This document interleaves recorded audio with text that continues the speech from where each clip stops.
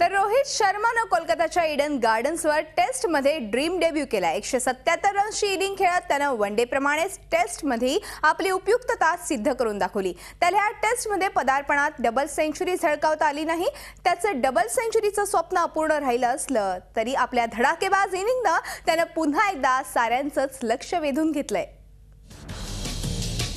रोहित शर्माचा dream debut.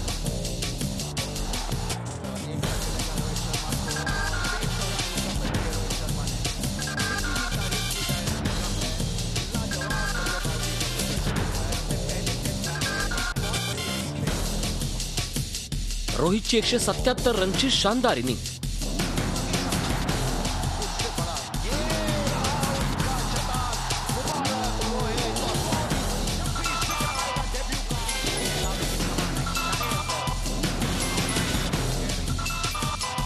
Eden गार्डन्सवर रोहितची बॅट तळपली।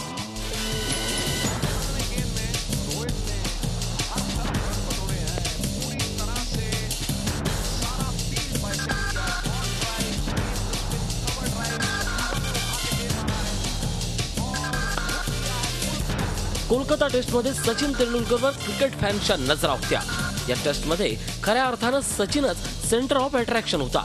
199वी टेस्ट खेळणारा सचिनची मास्टर इनिंगची अपेक्षा चाहत्यांना होती।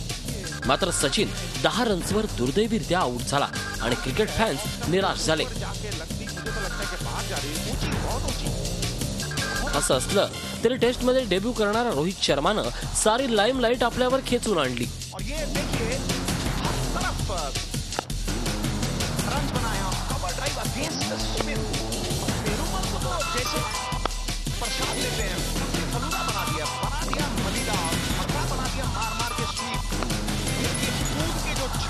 पाच आऊट 83 रन त्याची भारताची पहिल्या इनिंग मध्ये अवस्था झाली असताना रोहित मैदानावर आला। टीम इंडियाची इनिंग सावरण्याचं आव्हान त्याच्या समोर होतं। त्यानंही आपल्यावरील विश्वास सार्थ ठरवला। सुरुवातीला त्यानं आणि कॅप्टन महेंद्रसिंग धोनीनं भारताची इनिंग सावरली। त्यानंतर तळाच्या अश्विनला साथ घेत त्यानं टीम इंडियाची आणखीन पडझड होऊ दिली नाही। त्यांनी सेंचुरी झळकावत धडाकेबाज पदार्पण केलं।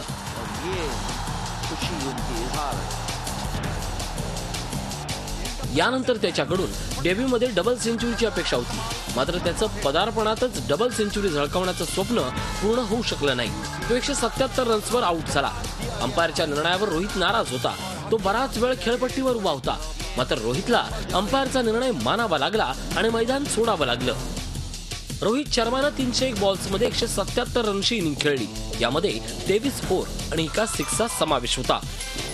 रोहितनं वनडे बरोबरच टेस्टमध्ये ही आपली उपयुक्तता सिद्ध केली आहे। 108 वनडे मॅचेस नंतर रोहितला टेस्टमध्ये संधी मिळाली आणि त्यानं या संधीचं सोनं करत टेस्टमध्ये ड्रीम डेब्यू केला।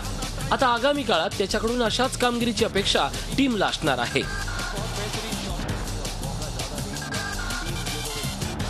Bureau report, Zee media, Mumbai. Zee 24 तास, एक पाऊल पुढे।